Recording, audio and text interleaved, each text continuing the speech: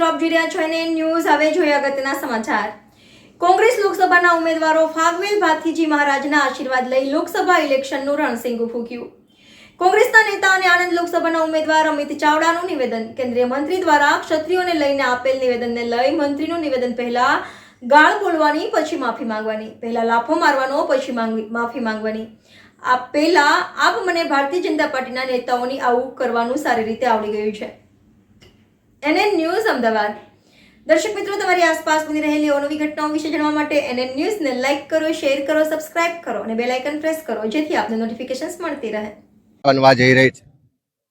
દેશમાં જે પરિવર્તનનો પવન ફૂંકાઈ રહ્યો છે, એ જ પરિવર્તનની લહેરમાં ગુજરાતની 26 બેઠકોમાં પણ પરિવર્તન થશે અને ફરીથી આ ગુજરાતની ધરતી પર તિરંગો ઝંડો લહેરાવા જઈ રહ્યો છે।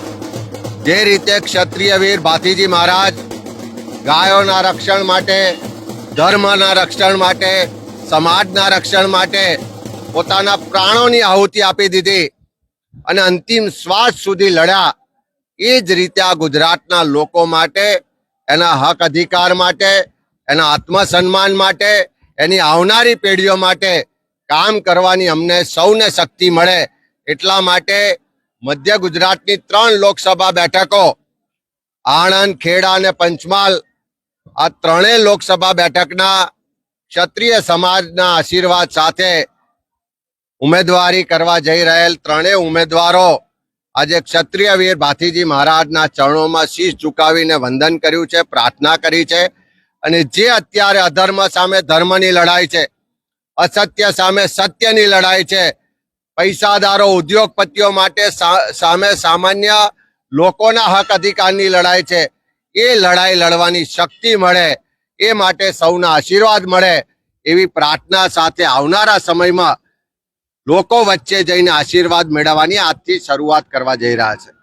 સાહેબ, જે રીતના ભાજપના એક ઉદ્ધત નેતા દ્વારા ક્ષત્રિય સમાજની જે લાગણી દુભાવવાની વાત કરી છે, સાથે સાથે માફી પણ માંગવામાં આવી છે, શું કહેશો?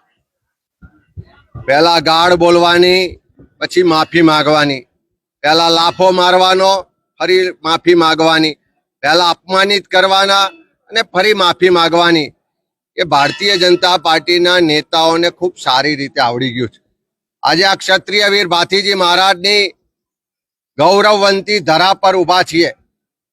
ક્ષત્રિય સમાજ હોય, રાજપૂત સમાજ હોય, એણે આ દેશની આઝાદી નહીં પણ આઝાદી પહેલા પણ જ્યારે મુગલો આવ્યા, જ્યારે અન્ય આક્રમણો થયા, જ્યારે અંગ્રેજો પણ આવ્યા, ત્યારે એની સામે આ દેશની રક્ષા માટે, આ દેશની સંસ્કૃતિની રક્ષા માટે, ધર્મની રક્ષા માટે, આ દેશના લોકોની રક્ષા માટે પોતાના પ્રાણોની આહુતિ પણ આપી છે।